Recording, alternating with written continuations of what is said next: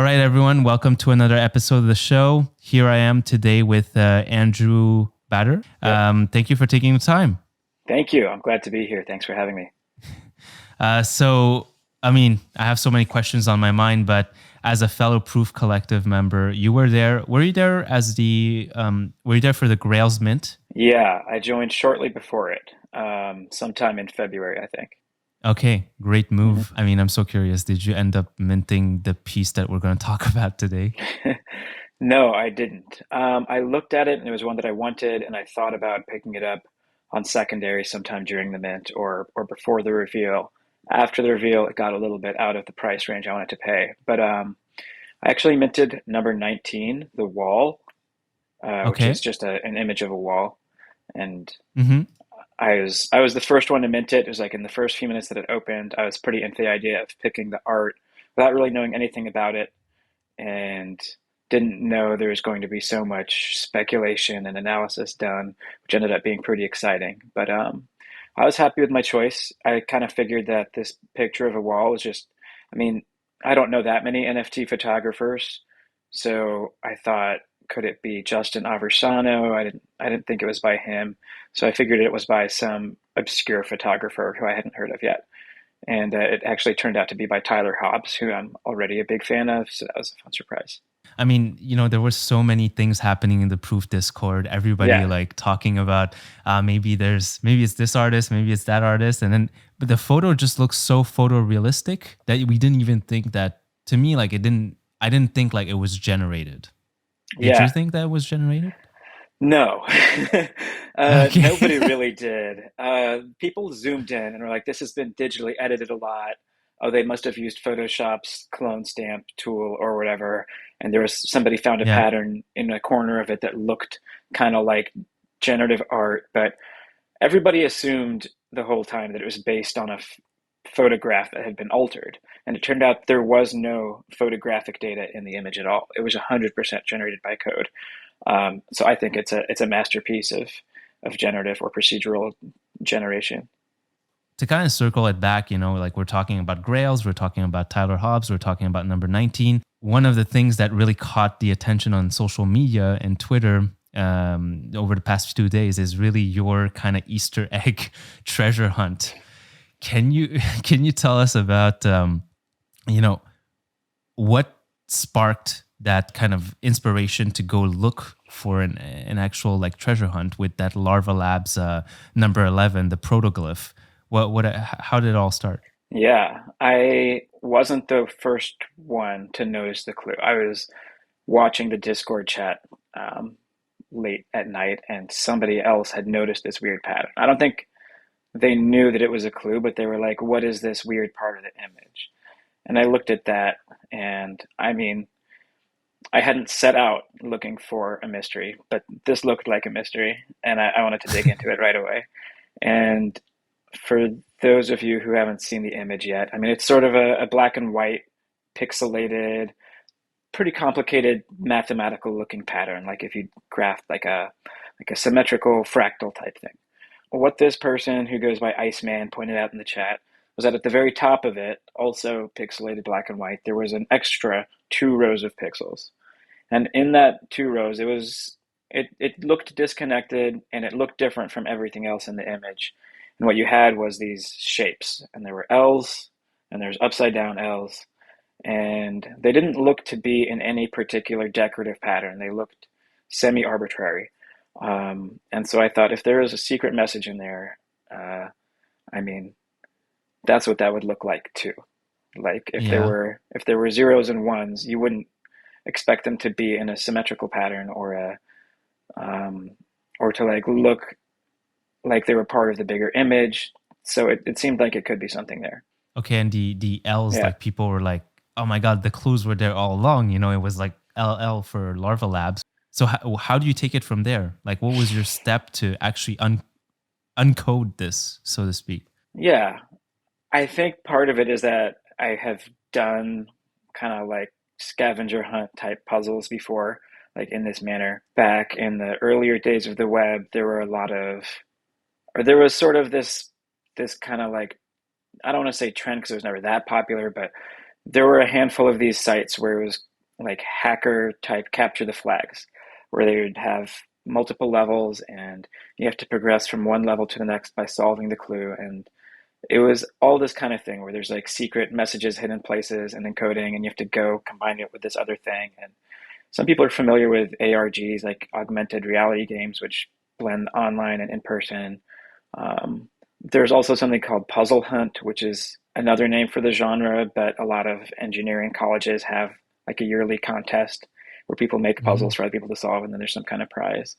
So I was generally like familiar with that mindset. And so when I saw that there was this symbol set of the two different symbols, the L's and upside down L's, that didn't seem to be in like an obviously decorative pattern, I thought maybe there was a message hidden there. And I don't, I didn't think it was going to be as big as it was. I was just, maybe it was just a cute little signature or something.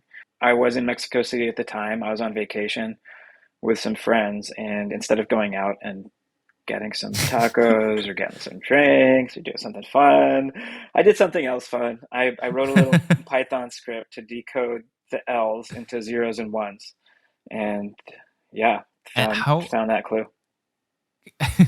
So, what was the reaction of your friends? Were they like, are you coming out or something? And you're just like, did you have to explain to them like why you didn't come out? Yeah, I mean, I kept it light, um, because I became pretty obsessed with this puzzle over the next week while I was still there that whole time. I didn't want to seem as obsessed as I was, so I was kind of like working on it in my free time or at night. So the code Yeah, that yeah, the code you wrote in yeah, Python, essentially, I mean, I'm a total newbie in this. yeah, I don't know anything about code, right? Like, yeah. So this is the kind of thing that you could do by hand. So it's just a list of the symbols, zero, L's and upside down L's, and if you have two different symbols, you're going to think binary. If there were, I don't know, four some different symbols, it might be something else. But with two symbols, mapping into zero and one seems pretty natural. There were a couple hundred of them, 256, it turned out. I didn't sit there and count them, but the program did. So, I mean, you could go through by hand and just kind of like type out one symbol or the other for all of them, but it just saved me a few minutes, I guess, to write a Python script. And okay, the first step, just to make the script have to do less, you can do part of it just manually, which is I took the image and I zoomed in on it really big and I cropped it so that it was just the part with the code. So I cut out all the other things. And so you end up with this 2 pixel high image, um, hmm, that starts at the beginning of that row of L's and ends at the end of that row of L's. And there's no kind of like extra information that your script has to deal with. And then I'm looking at the code right now, and it's really, I mean, it's 20 lines, but it could be 15. It's pretty simple. You read in the image, and then you end up with this array of the pixels, and you kind of like take the array in blocks of 2 by 2. And okay, if a 2 by 2 block looks like looks like an L, you print out a one, and if it looks like an upside down L, you print out a zero. And okay. so it's like a pretty And straightforward series of comparisons. Yeah, so basically, that sequence of ones and zeros afterwards, yeah, that's the thing that you convert into an ASCII, yep, or that's right. okay, Yeah. So you end okay, up with these 256 bits, so 0 or 1. And then, I mean, bits can be used to represent anything on a computer. But if there's a secret message in there, they're probably being used to represent text. And the most common way to turn bits into text is with the ASCII encoding, um, hmm, which is a wow. system of, yeah, so it's an 8-bit encoding. Cut that 256 into chunks of 8 and turn each one of those into a letter. And I was open to that not working, but it was the first thing I tried and it did work. So that was pretty exciting. The idea is that you got the ASCII. What did it say again, particularly? Yeah. It said secret is in the pig numbers, comma, LL. Okay. So Yeah. so then your mind, obviously, you thought about like, well, what does that mean coming from Larva Labs and everything? So you Yeah. did your mind immediately go to Meebits with like the pigs that were in that collection? It did. Okay. Yeah. Well, okay. Okay. I So mean, So you saw that, and then you went like, and you saw on the jerseys they actually have numbers, right? Yeah, I mean, there was a little while in between there. But as you said, I've been thinking about NFTs too much. So I did think of the pigs right away. And what I thought the pig numbers referred to was the actual Meebit IDs. So there's 20,000 Meebits. They're these 3D characters. Every one of them has an ID number, just from 1 to 20,000, just so you can, talk about them, Mm-hmm. basically. And these 3D characters, some of them are humans, some of them are aliens, some of them are elephants, some of them are pigs. And just knowing that this message came from Larva Labs and that they don't have that many projects, and the pig Meebits are the only pigs I could think of that it would be talking about. So the Uh, first thing I did was I actually shared it in the proof Discord. And I was like, oh my God, you guys, like, there's been so, you were in the Discord, right? You're in there. So you yeah, know how yeah. much speculation there was, people going crazy trying to figure out which piece was by who. And they had signed it, and like their signature was on there the whole time. So That's that's pretty insane. wild. Yeah. It's so um, crazy. Yeah, please continue. yeah. And so I don't know. In the next week or so, I was like, I don't know if I should have shared it because we're maybe going after the same prize now, and I kind of like tipped my Y- hand, and there's other people that we're competing with, and I shouldn't have shared it. But it turns out I don't know if anyone else even was. But Yeah, yeah, and you mentioned in one of the spaces yeah, with Ryan Carson yeah. that like, or maybe it was you or your friend that who was it that also participated in that My treasure friend hunt with Apley. you? Yeah, Apley. I think it was Yeah, Apley that said like, it felt like you were on the race the entire time to get the answer, but you're not really sure if anybody else was really like yeah. It's kind of looking a funny to thing about this. basically like you see these jerseys from the Yeah, pygmy bits and they have numbers on them, and turns out that like yeah, if each of them you add up these numbers, it adds up to a 64 digit string. Is that right? yeah. So you can go on the Meebit website and search and filter by different attributes. We Mm-hmm. spent a while trying to use the Meebit ID numbers as the numbers, and that didn't work before we focused in on the jersey numbers. And if you look at the ones with jerseys, there are 64 of them. That's happens to be the number of hex digits in an Ethereum private key, a 64 length hex string. Yeah. But we couldn't figure out how to turn those numbers into a hex string for what, looking back, like seems way too long, because it's pretty straightforward once you figure it out. But we were like trying to use those with the jersey numbers or with the jersey colors, because there are 7 different colors too. So we're coming up with Uh-huh. some complicated schemes for trying to get the hex string. But in the end, if you take those 64 digits, you can just kind of import them directly into your MetaMask as a private key and get access to the secret Oh wallet that Larva Labs had set up last May. my God. Yeah, Isn't that like, I don't know, like it still blows my mind that they thought that far into the process. Like yeah, I don't even know. Like they had to think that, well, we're gonna make 64 pig Meebits that have yeah. these jerseys and numbers. So it had to be thought at the beginning of a project, almost like very early stages. I recently got accustomed to one of your art blocks project, which is Asemica. Can you tell us more about it, and where did this idea come from with the, like, to make a generative project around you know typographic compositions? Had come across Artblocks early last year and been paying attention to it in that time, and wanted to make a project, and teamed up first with one of my collaborators on there, Emily Edelman, and then later with the third partner on it, Dima Offman. And so this was Asemica, was a collaboration between the three of us. The idea, I mean, we're all creative people, who also love text, and I've studied creative writing in the past, and I'm just generally a fan of books and writing, and Mhm. of internet art and programming. And Emily's a designer. She studied design and works as a designer day to day. Um, so it was kind of a combination of our interests. It was This particular idea came more from her than anyone else, and we all added to it and helped shape it along the way.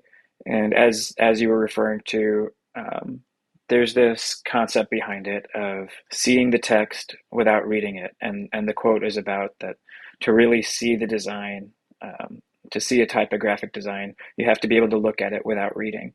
And Hmm.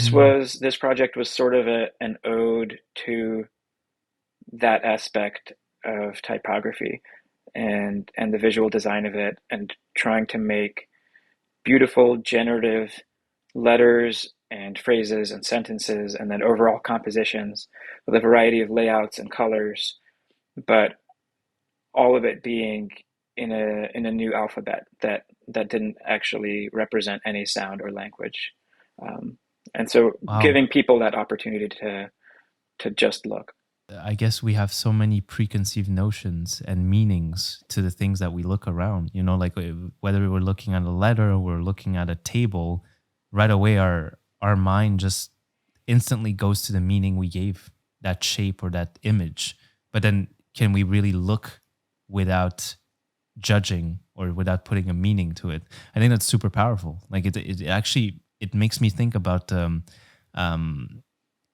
Zen philosophy in some way, or like some sort of meditation where you try to disassociate the meaning that you put on certain things, where you're running, your mind is always running to the next thing, right? Like to the next association that you have with like this color or this subject or this person. And I think the idea of being able to look at something without necessarily just looking at what your mind conceives of it, I think it's very powerful. Yeah, I think that's really true what you said about association. I mean, it I know makes that. sense that your brain is trying to do this for the sake of expediency and compress and take shortcuts, and Mhm. both association with other things that are related to what you're looking at, and also the memory of the kind of thing you're looking at. So, like you said, a table, you don't see it for the first time every time you look at it. You start to look at it and just remember what you saw before. Yeah, that's fascinating, and Yeah, it's so true about typography. You know, because a yeah, lot of times, like somebody sees some text written in, you know, whether you're taking, you know, like the most benign font like Comic Sans versus like something that became so mainstream that now it's like it's been so overused, like Helvetica. But hmm, you know, all of them basically like it's the same letters, but it's presented in a different design, different way. It all makes you feel like when you're reading that, it makes you feel in a different way, in the same style. Like if you read something that's in Times New Roman, for some reason, it's gonna make you remember literature or some sort of book, right? right.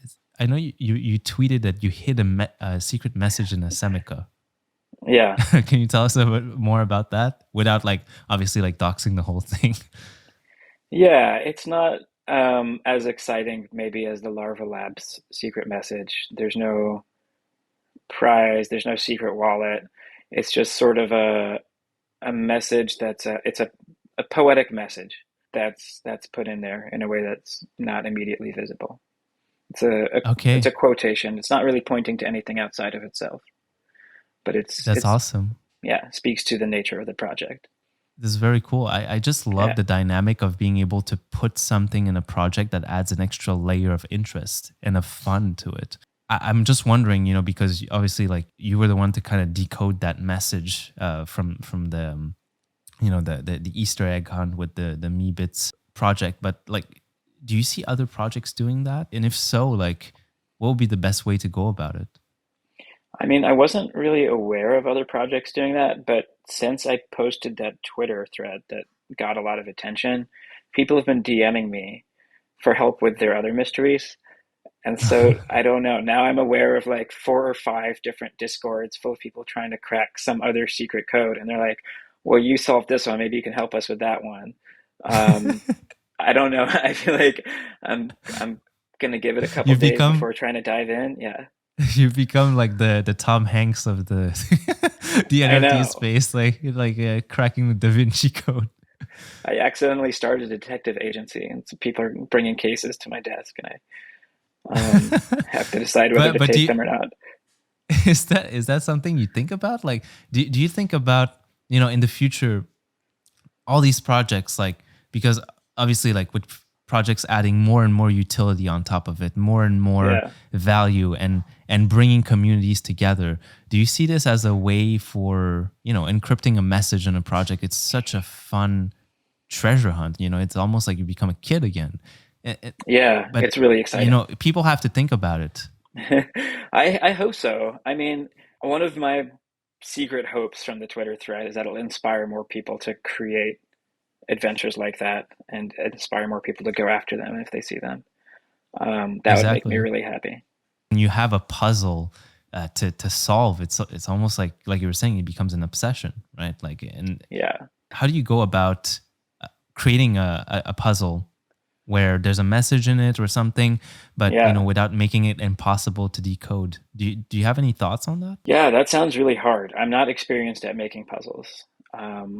But I imagine that getting it to the right difficulty level where it's not too easy, but it's not impossibly hard, it's Hmm. got to be like a core part of it. In this space, you could err on the side of trying to make it a little bit too hard, and then you can always release more clues along the way. But yeah, the people I solved this one with were thinking about trying to make a puzzle. I mean, we already have this starting point of this Larva Labs wallet, and like, I don't know, anybody could access it.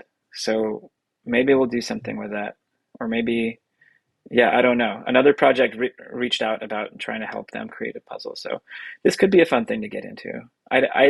There is probably, if you do want to get into this, there's probably an archive of the puzzle hunts that I mentioned earlier from years past, and I'm sure there What people is have it had all called kinds of again? good ideas. Puzzle hunt, like if you look up, I think you Okay. can look up puzzle hunt on Wikipedia, and I think they have links to a few different ones that happen at different schools, and maybe some of those schools have archives of the past ones, but you could also look at old school secret codes and ciphers. But But the what was blockchain that? is such a cool space for it because you can hide code, hide things in smart contracts, and everything is kind of visible. Exactly, it allows Yeah, everyone to kind of participate, yeah, which is that's really cool. the really fun part, and the part where it just brings community together. Like, Yeah, honestly, I haven't felt a strong community as the week prior to the actual minting of Grails, right? Like the week of the Grails minting. Like, everyone was on Discord, like saying, "I think this is this. I think that this could be it." Like, this is my yeah, research. it And it was so just fun. shows, like, I think it was like Kevin or Ryan that were saying, like, if ever you need like a case solved for like a murder or some person missing, like, just go in the Yeah, proof yeah. Discord. I think they said that after somebody did the handwriting analysis on the Tim Ferriss Yeah. piece. Yeah. Yeah, yeah. It's for me, like, honestly, I'm excited to see where all of this is going. I think this is just gonna add on top of the layers that we already see of like the Web3 community, which is so, inclusive, so fun, so like oriented towards like collaboration. I think puzzles are just gonna like bind us even more together. So I'm excited to see that. And if you do like launch some sort of project or anything, I think we'll always stay tuned to what your messages are on Twitter, and let us know about that when it happens. I will. I'm thinking about it. Tell the whole community, everybody listening, like, where can they Yeah. find you, and how they can keep in touch with what you do. Sure. The best way is on Twitter for sure. And my handle is Andrew Badr. So AndrewBadr. And you can get from Awesome. there to my website and everything else.